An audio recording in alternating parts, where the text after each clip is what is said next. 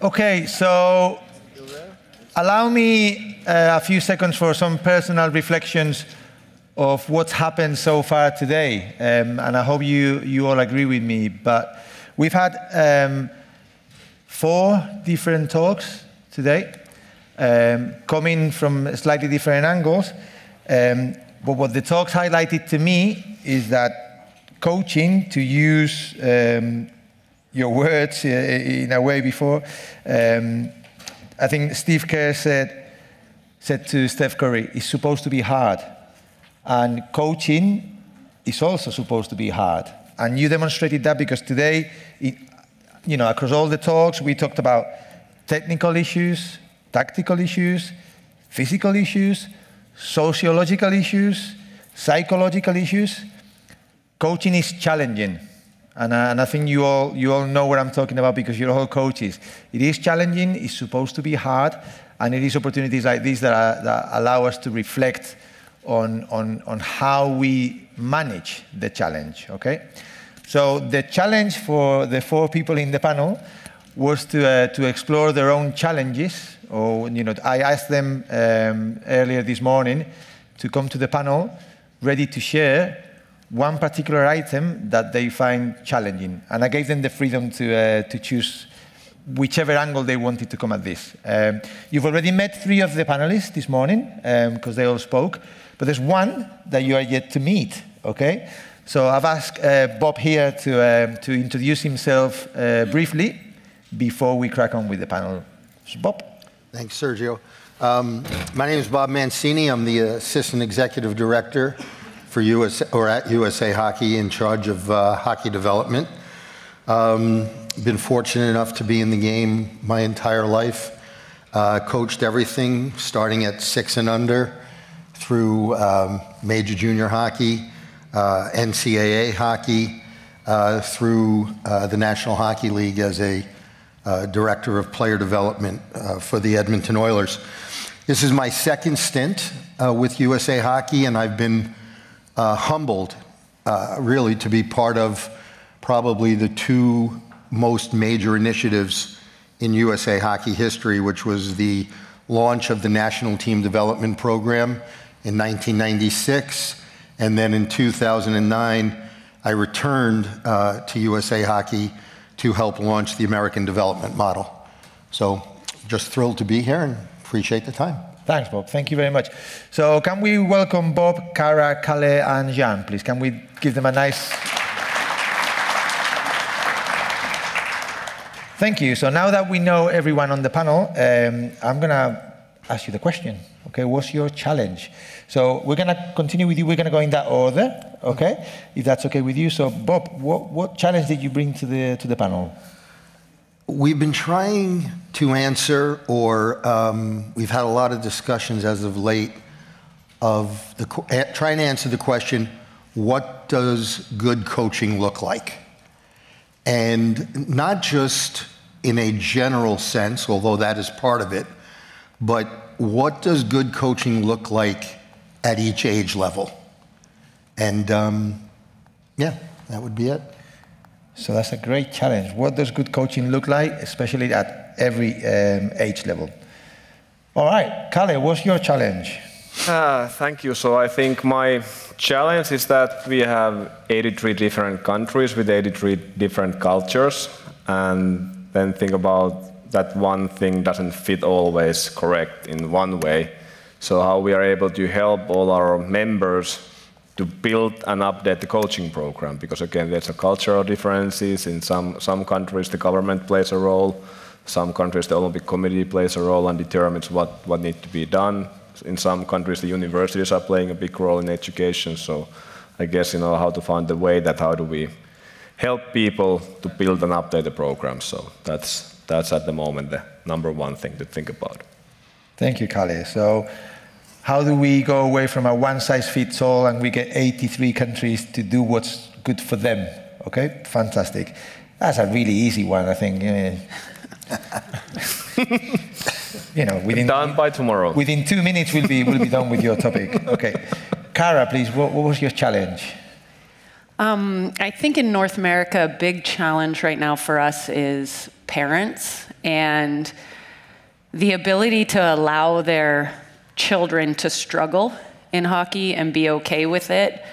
Because as soon as their kids start to struggle, they want to get involved, fix it, and it's really hard to coach when they're afraid to fail. Okay, so parents. Parents. I'm with you. And I guess I'm looking around, just give us a nod, right? And that doesn't mean parents are a problem, okay? But they are a challenge, okay? Very good. And finally, Jan. Yeah, I think the challenge for me is to get coaches to think about the impact that they can have on kids.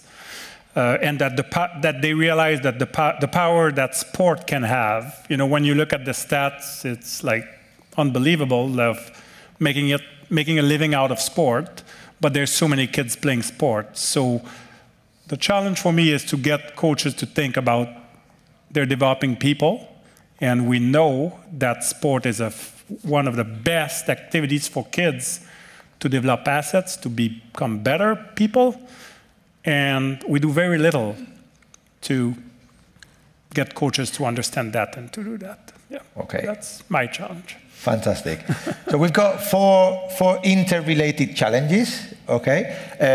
In my instructions to the panel, I've said to them, look, the idea is that we try to spend 30 to 40 minutes as if we were having a coffee, or maybe if it was later, maybe even a beer, okay? But that's the idea, that we want just to have a conversation, and we want you to be part of the conversation as well. So by all means, if at any point while we are discussing things, you want to contribute, please feel free, and we will also have a chance at the end for you to bring your own challenges if you want. If you want to discuss anything that is really bugging you, and you want to discuss it with the panel, by all means, you're more than welcome, okay? All right, so I'm just gonna try and get us started, and I really, I'm gonna then hand over to you. But when I look at the four challenges, okay, I think maybe the starting point could be the one that Bob brought to the table, all right? What does good coaching look like? And what does it look like at every level? So over to you guys for your experiences of good coaching, how that changes between different age groups, what the challenges might be that you've seen out there or that you've experienced yourselves in terms of doing good coaching and doing it differently with different types of people. Over to you. Who would like to make a start? Hey, I brought it up. Kalle, you made a mistake. You smiled. So now you have to go. I was smiling because think about that's a wide topic for sure to discuss about good coaching. What is good coaching? I think you could go in many directions, but I go with the base program direction, kind of like, because again, from my side, if you're able to build a good base in the federation, and for me, the base is about, when the kids are coming in, so the goal would be that they stay involved with the game, so kind of like retention and seeing that they're enjoying, so it's an age-appropriate training, so basically they are having fun, they're enjoying, there's involvement, there's inspiration, what Mike Snee was also pointing up, so kind of like, I think those would be, on those areas, kind of like how to evaluate the good coaching. Whether the coach knows anything about hockey or everything about hockey, but if those are the outcomes that comes out from the program, I think then we will be on the right track. Kind of like think about. Yeah, it's funny, right, Ray, you talk retention, and I think we always throw the word retention around, right? We have membership, right? All of our MNAs want to bring more players into hockey, which is very, very important. And then the next thing we talk about is retention. But for me, retention is really experience, right? We talk about it like it's, how are we going to retain the players? To me, it all comes down to the experience the player has. And that experience is throughout the ecosystem of youth hockey, right? So is the coaching, what is the coaching? What's the officiating? Right, officiating plays into your your youth hockey ecosystem and ecosystem. If it's not good and players have a bad experience, they're not going to come down. Complaining to go game officials now? Yeah, I'm expanding my horizons now. I talk about officiating as well. And then Cara said something about parents, and I was so struck by Sergio, you saying that it's not a problem, it's a challenge. And I think that's a big problem we have, is we look at parents as a problem and not part of the equation that we have to solve. And it's not, for me, it's not about educating the parents, because I think that's a bit arrogant when we say, oh, we're going to have parent education, but it's more about informing the parents, right? Because, you know, these parents are very successful, a lot of them, in all their walks of life. And I think we have to do a better job of informing them and look at it as a challenge or part of what good coaching looks like, as opposed to a problem. So before you go to parents, I just wanted to, you know, how do you measure good coaching? And I think you mentioned something there that really resonated to me in terms of quality experiences. And there's many models, and I have nothing against that, but the long-term athlete development. I think we have to be very careful on how we deal with that with a 10-year-old, because we're thinking, okay, you're 10, and then we doing everything for when you're going to be 20. But the 10-year-old just want to think about tomorrow and about the next day. And so I think we have to be careful with these ideas. Sure, it takes a long time to develop an athlete, agree with that. But coaching is every day, and it's tomorrow. And you want to, you know, you talk about fun, and you talk about, you want to maintain interest. You want them to be interested. You want them to come back. You want them to ask questions. You want them, and that's good coaching. You know, and I don't know how to do it, but those are the kind of measures. You know, we tend to think, oh, they went to the NHL, they got good coaching. Well, don't know. You know, let's have a look. Yeah. So thinking short term, especially for youth sport, is as important as thinking long term. And I think as you get to the highest levels, the definition of good coaching changes by the people who employ you. And so there can be a big contradiction there where we know, for me, I know I've done a good job when my players invite me to their wedding. I know I've done a good job when I watch them march out of the gates of Princeton with their degree. And I know that they're happier when we are at least competing to win, right? It does matter to them. But for me, it is all the other things outside of the wins and losses. But for our bosses, the wins and losses matter. Your record determines whether you're going to have a contract again the next year. So I will say the good news is we know that if we coach the right way and we coach the human beings, the wins will come. I think the climate is especially tough right now in the United States, where it's what have you done lately? Your record last year and this year matters. And sometimes we're coaching for 4 or 5 years down the road, and you might not have that much time. So figuring out what works in the immediate future and what really matters in the long term, balancing those is difficult, and making sure your boss has the same value system and vision as you, but the wins certainly matter. And I can say that when you connect and when you care about your players, they do play harder. And when they play harder, the wins become a little bit easier. But defining what makes a good coach is really what level you're at, who you're asking, and who's judging you. Yeah, I like the way you said it, that care. I think that's a really key thing for coach-athlete relationship, actually, that you are there with them, for them, working together, not just always determined like a jump, jump, jump. So it's about, you know, working, humans working together and getting to know each other. So I like that one. Jean, you bring up long-term athlete development, and so many of my experiences, I think, have shaped who I am now, right? And that's certainly been one of them. And I remember coaching at 8 and under, and people telling me that that was important. And then at 10 and under, what we did was important, and 12 and under. And so I called Dr. Norris because I couldn't get this question out of my mind, and it was only one of many, many times when I felt like the dumbest guy in the room. And I said, Steve, I got a question for you. What's the most important level? What's the most important stage? And I was like, this was going to give me the answer. And he said, of course, the stage you're in. And I was like, okay, I get it, right? And I don't know if I get it, but I'm on my way to get it. At least you're able to answer. Yeah, it was a great answer. I mean, you've opened, I'm scrambling here to take notes because you've opened quite a few doors, okay? So let me try and push one of those doors and see where we go. And then if it doesn't work, we can close it and open another one, okay?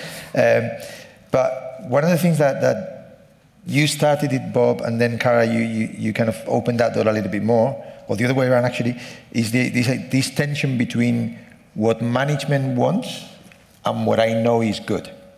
And the link I was going to make, back to your point, or to your challenge, is that tension between the winning, the results, and the fact that we are dealing with human beings, is that filtering down to youth sport as well, and to the work with children?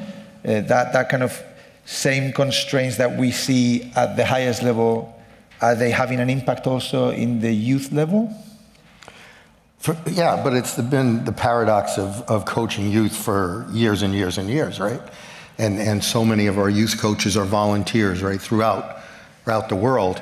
And of course, the problem is, if you don't win, the parents don't let you devote 300 hours of your volunteer time, right? And so, yeah, it's all messed up because it's a multi-billion-dollar business, and the parents are driving what it is they expect all too often, and that's why we come back to how important it is to inform them. You know, and I thought Mike brought up some great points, and we have so many problems in the U.S. trying to scale our programming across the U.S. But what's happening in Minnesota is so good, and we can't duplicate it in other parts of the country because people look at that, they see the facts, they see the direction, and then they just look at you and say, yeah, but I want this. Mm-hmm. Mm-hmm. Yeah, I think it's starting at the top with pro sports, trickling into college. Like right now in the US, I don't know if you guys are aware of what a transfer portal is, but it used to be that you couldn't just leave your school and go to the next school and start playing. You had to sit out a year, take classes, and then you could play. They've changed all that because it's all about the student athlete. And one of the great things team sports teaches us is to care about something greater than yourself. But we've gone backwards in the US where it's about you in the moment, and that's all it is. It's very individualized. So if you're unhappy in your program because maybe it's your first year there and you're not on the power play, boom, you leave and you go to the next school. So it's trickling down to youth hockey like Mike was talking about. I'm not happy in this program. I'm not going to be loyal, see it out, see my growth.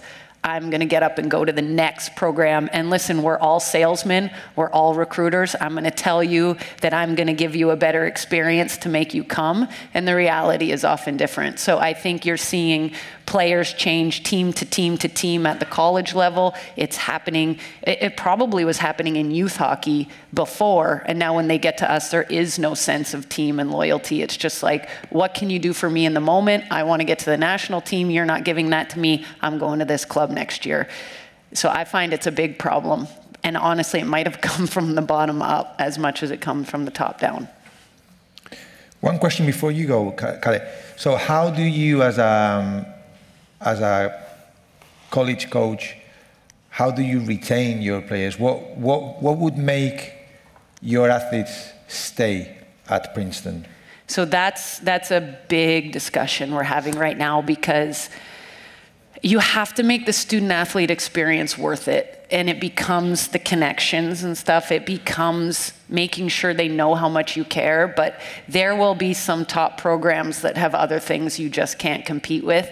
So my niche is our education is the best. A lot of people don't want to leave that degree, but really making sure that they learn those lessons of being invested in each other and understanding that you care both ways, but you know, you're still going to lose some players in the end. Kalle, please. Winning and losing, I think, all comes down who makes the decision, either in a club or university or team level. I think that all comes down, and then who determines what are the goals of the program. Like if youth hockey if the club tells that our only job is to win trophies, then I guess that determines then win and loses. But I might be naive a bit, but I would love to believe that a lot of our youth programs are built in different values, different goals. So when there are people who are running the club, who are making decisions, and when they're working with the coaches, they set those goals for them too. Like, this is what we want to get out of under 10, under 12, under 16 programs, or whatever the programs are. And those shouldn't be based on winning the trophy or winning the championships or winning in that year with all the all what it vague attitudes. That would be then the outcome of doing the right thing and making sure that the kids are coming back in the next day. Mm-hmm. So because they think about the next day and next practice, next drill, or the next game. So, and as it was pointed today, that you're having your skates or practice with your friends. So it comes more also for the kids that it comes out from it. And again, every athlete makes their own career anyway. So there's a coach is setting up the environment, the club is setting up the environment. So giving possibilities for the athletes to get better. So hopefully most of the countries where our youth programs are based some other goals than that do you win the next game on Saturday. And that takes me to something I think what's coming through a little bit is the idea of, well, two things that I think go hand in hand, right? And I'm going to throw them there and see what you think. But one is, I know this is going to sound, it's going to sound terrible a little bit, right? But I hope you can forgive me. I think over the last few years, me personally, I've started to look at players as human beings, but also as customers, okay? They are my customers. Why would they buy my product? Okay, and by the way, my product doesn't cost anything. I'm a volunteer coach, okay? But why would they come to my sessions instead of someone else's sessions? Because we're having the same issue with university, for example. Why do students choose our university over another university? And they're customers. And something that I think has happened over the last few years is that people feel more empowered to, if they're not getting what they want, they'll go somewhere else. Whereas in the past, probably you were more, like they say, it's easier to get divorced than to change your bank, okay? Because normally people just stay with the same bank for the whole life, okay? So this is the same, but the reverse of that is, okay, so then if we are imagining players as customers, okay, participants as customers, what's the value proposition that we are offering these people, okay? And that's back to your session before, Jean, the idea of, are we clear about the objectives of what we're trying to do? Mm-hmm. Okay, because without those objectives, it's hard to then, you don't have clarity about the objectives. How do you put all the mechanisms in place to achieve those objectives? Mm-hmm. Is that where we are going? Really, the idea of really making sure that we have a value proposition to the participants, to the parents, and then gearing everything around delivering on that value proposition? Well, I'll just make a comment about the idea of a consumer. Yeah.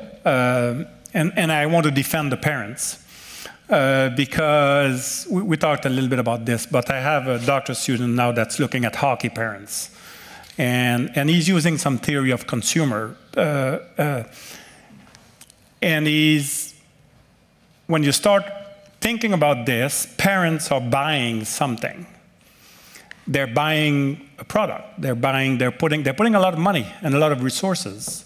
and they have expectation, but they cannot complain.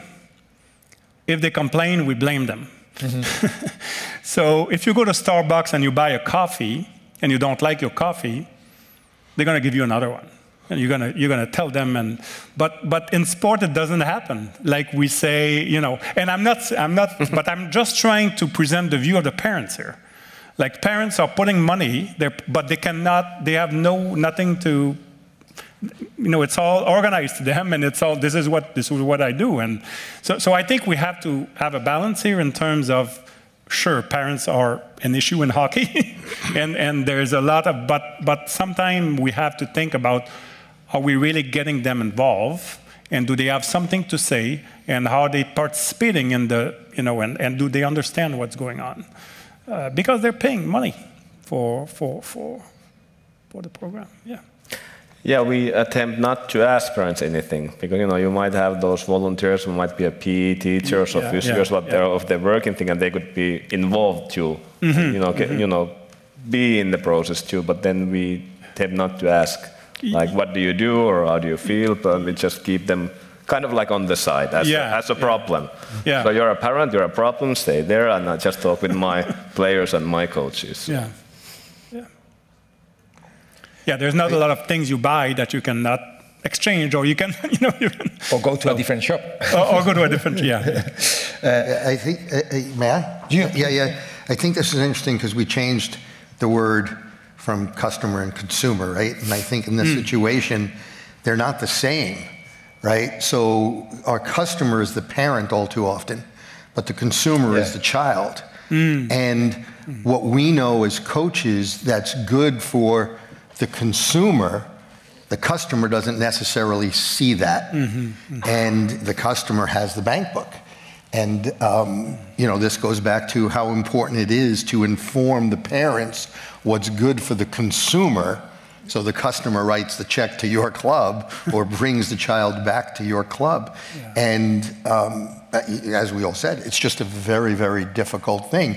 And being employed by our federation, right, we are constantly making decisions that, can we stand up for what's good for the child, or do we have to bastardize our programs because we also need their membership, right? And that's happening every day. Any solutions to that? How do we meet the parents where they're at? Because they have a right to be there, right? I have parent meetings early, and our school's a little bit different from a lot in the U.S. So in the U.S., a lot of the schools have athletic scholarships.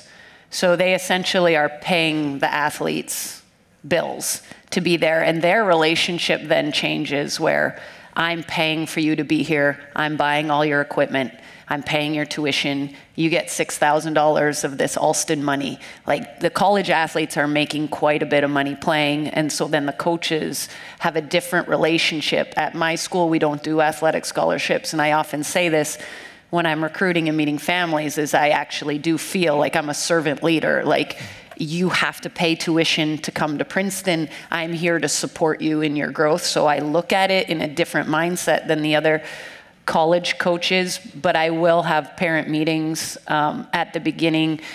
I'll send out a really detailed email, and I tell them I have a very open door policy. We'll talk about anything about your daughter except ice time. And then interestingly, I'll get calls that say, I don't want to talk about ice time. Her mental health is struggling a bit. I think it's because she's not playing. So there's always a workaround. But it is important. I say, I'm recruiting a family. Like, the ages I work with are 18 to 22-year-olds, some of the most influential time in their lives. And each year they seem younger and younger, and it's harder for parents to give them that independence. So on some level, I say, I understand that I have your most precious commodity right now, and I take that as a responsibility, and it's a partnership together when it comes in. And at our level, we don't hear a lot, except that piece I was saying is they try to fix. Anytime they're struggling, the parents try to come in and fix it. rather than allowing them to learn the lessons that are important through that struggle. We see it in the classroom with the teachers. They'll come in and try to like help fix the grade. You know, we'll see it with the coaches. We'll see it even in their relationships outside, where I think for me, at this age, the parents have to start letting the athletes struggle and grow from it rather than fixing it before they can learn, because they're just not developing the resiliency and the grit that we see that we need later. And Jan, that's a fundamental part of the transformational process, right? The idea of, in the end, they have to be able to kind of coach themselves. Yes, yeah. I think that's a sign of a good coach. You know, yeah. And that's one of the, I always say that that's one of the paradoxes of coaching, that in reality you're doing yourself out of a job. If you do your job properly, that you're trying to becoming redundant. Yeah. That's going back to how do you know you've been successful? Yeah. When they kind of don't need you anymore. Yeah. That's an interesting. But they probably need you for different things. Yeah. You know, and like maybe not the technical aspect, but. And then for the customer consumer thing, and you know, when the parents decided to bring the kids involved with hockey, I think again, then our job would be actually telling the people like, what is this all about? What is our club? What is it based on? What do we want to get out of it? So they understand where they are bringing the kid, because they might watch NHL on TV, they see hockey there, and they bring the kid there and think it's the same. But it's not the same. So I think not all the parents or families are not related for youth ice hockey or youth sports. So maybe somebody did something when they were a kid, got experience, but maybe most of the families are not related about what is youth sport, what is youth ice hockey all about. So then kind of like letting them know that this is what we do, and that's what we believe. We just finished a study with, we interviewed parents. There were hockey parents during COVID, where sport was stopped.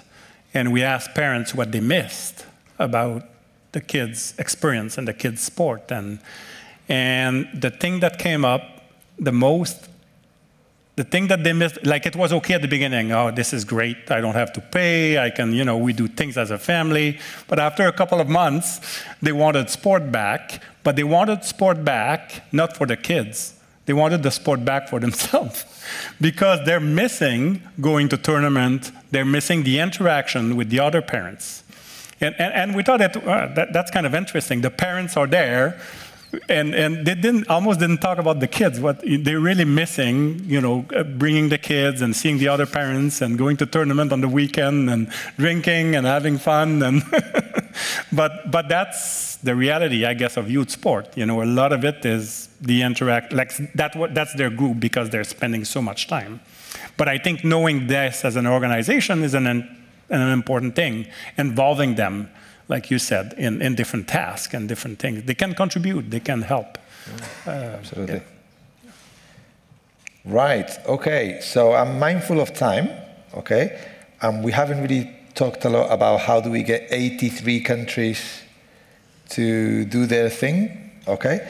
So you mentioned, Kari, that the main issue is, obviously, there isn't a one-size-fits-all when you've got 83 countries.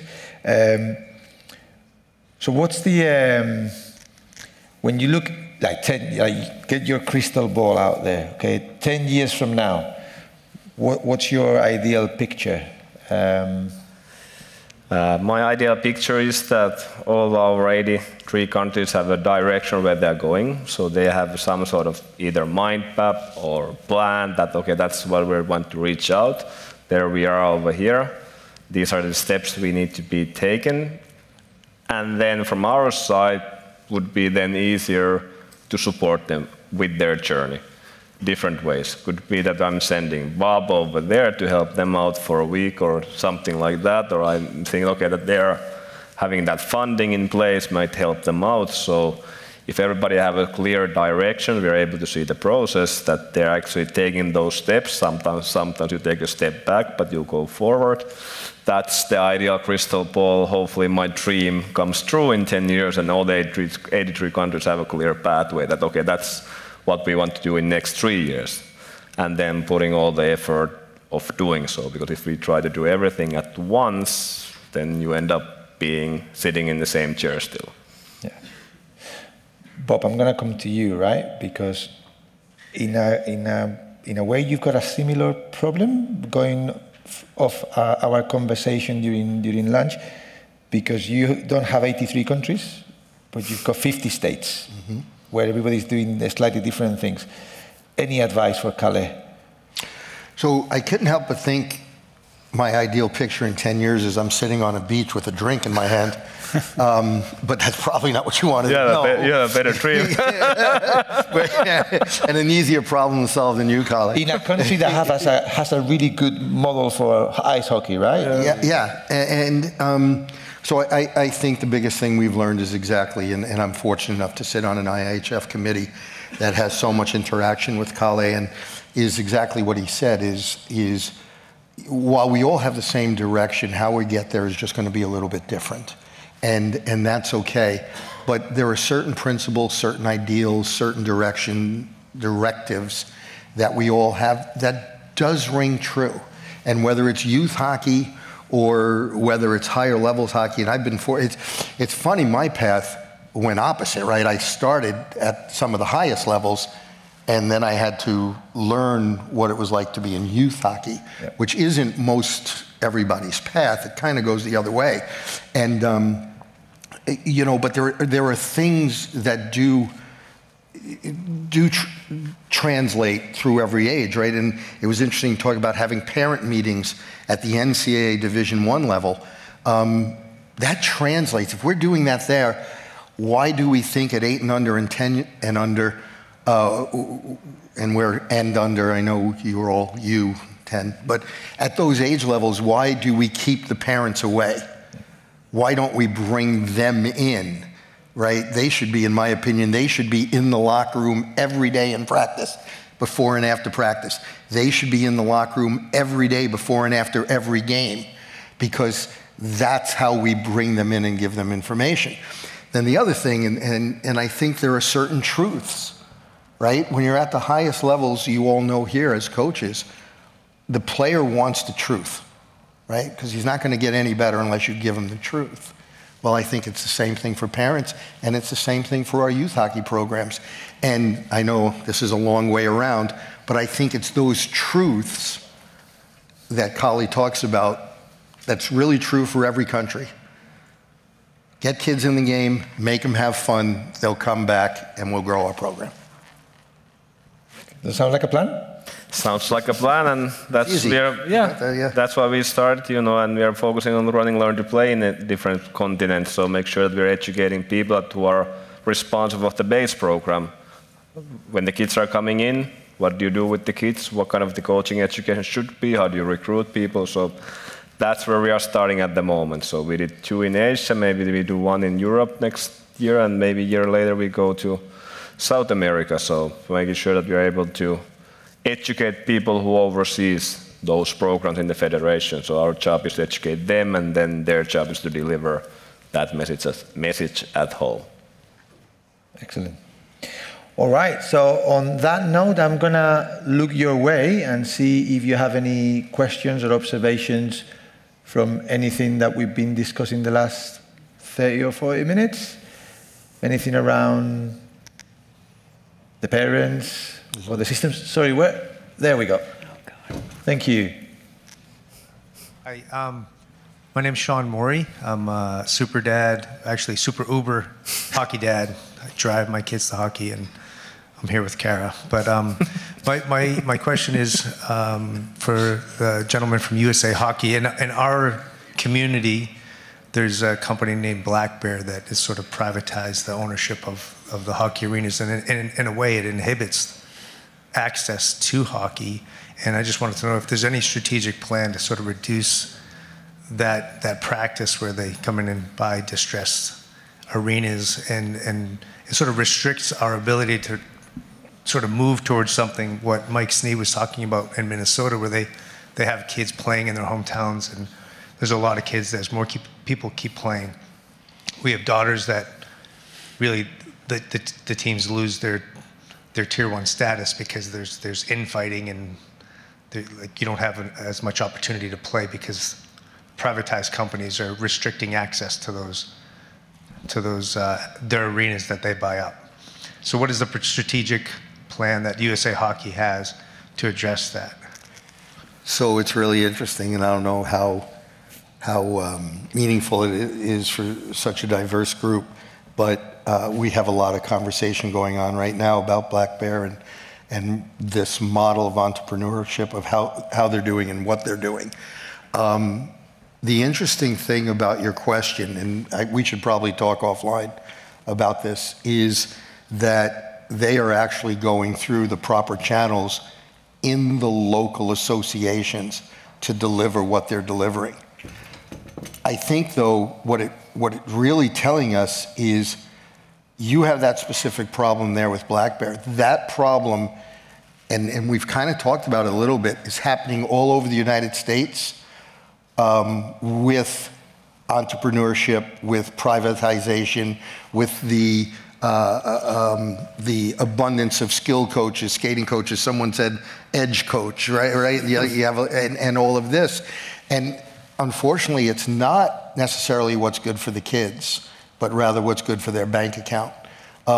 So a long answer to a short, or maybe a too long of an answer, is as long as they are operating within our rules, there's very little we can do about the programming that they are offering, except to educate our customers that there are better ways and alternative ways to bring kids into hockey and keep them there.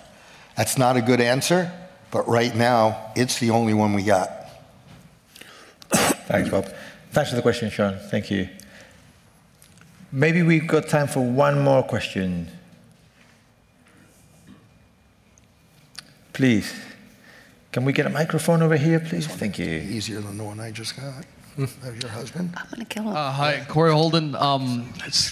The question gets to the parenting more to Kara and Jean. That we talked about toxic coaches, and it'd be interesting to hear the sort of experience where we turn it over to the toxic parent, where you have a player or a kid who's feeling pressure, no self-confidence, and you know at home he's being pushed, or negativity, or Jean pointed where they're interviewing parents. Is there any experiences dealing with such parents and helping those kids out, maybe from the household or situation outside of the dressing room? Right. I guess that's a question for me. Yeah? Do you want to answer?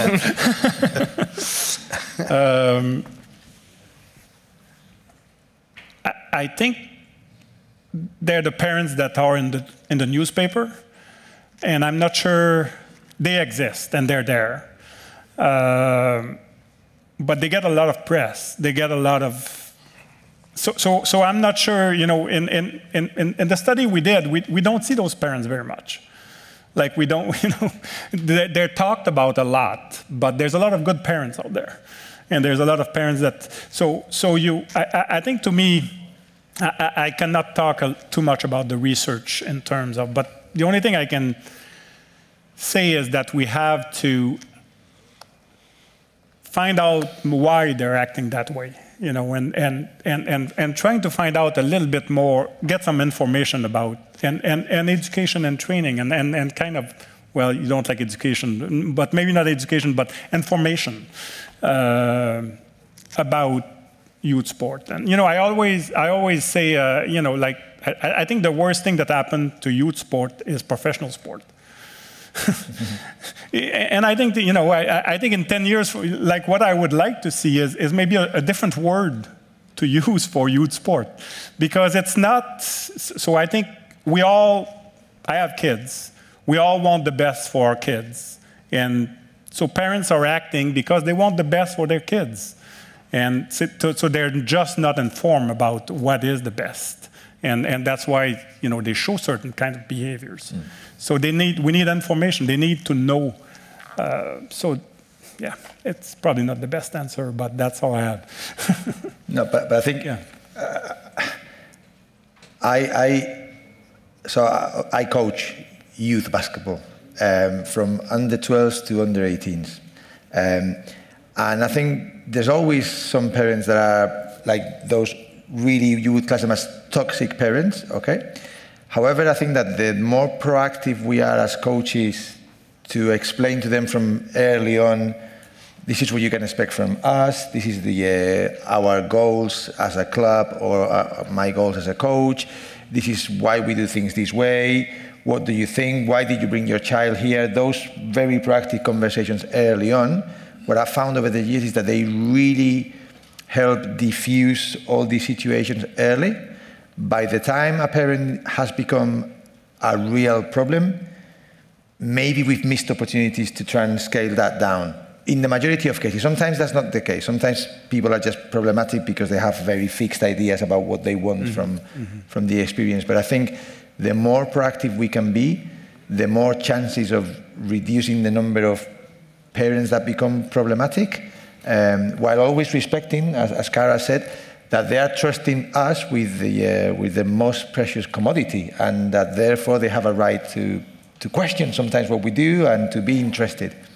But I think proactivity is the best measure. Yeah, I think that a lot of the toxic parenting comes from the fact that now, certainly in North America, parents are viewing youth sports as a vehicle to something instead of what youth sports are meant to be. So that's their ticket, right? That's what they're thinking is I'm getting my kid. And for me, a lot of the parents of young girls, they're trying to get them to me. This is the ultimate goal. So we will do a lot of information, education, and I say to the parents generally, we're watching you. Like, I'm recruiting, if this is where you want them to go, we're watching you in the stands. When I go recruit players, I pay attention and I write notes about the parents that are screaming at their daughter, banging on the glass, and I make a mental note that we don't want that player in our program, no matter how good she is. So when the parents know they're being watched, when their goal is to get to a Princeton or to an ECHL and AHL, like pro-level teams, and they know that they're being watched, it does change their behavior a bit, but it's just because they want so badly. They want it more than their kids want it a lot of the times. Yeah, a good line for the parents is buy a lottery ticket, and you do have better chance of than so, yeah, because when you look at the stats, it's less than 1% of youth athletes that makes a living out of sport. So less than 1% is pretty good odds. Lotteries is better. Okay, I'm mindful of time. I know everybody wants to, apparently there's some hockey game going on tonight with some Finnish guys involved, and I know you all want to go and watch that. Please join me thanking Jan, Cara, Kalle, and Bob for their contributions to the panel. Thank you very much. Thank you.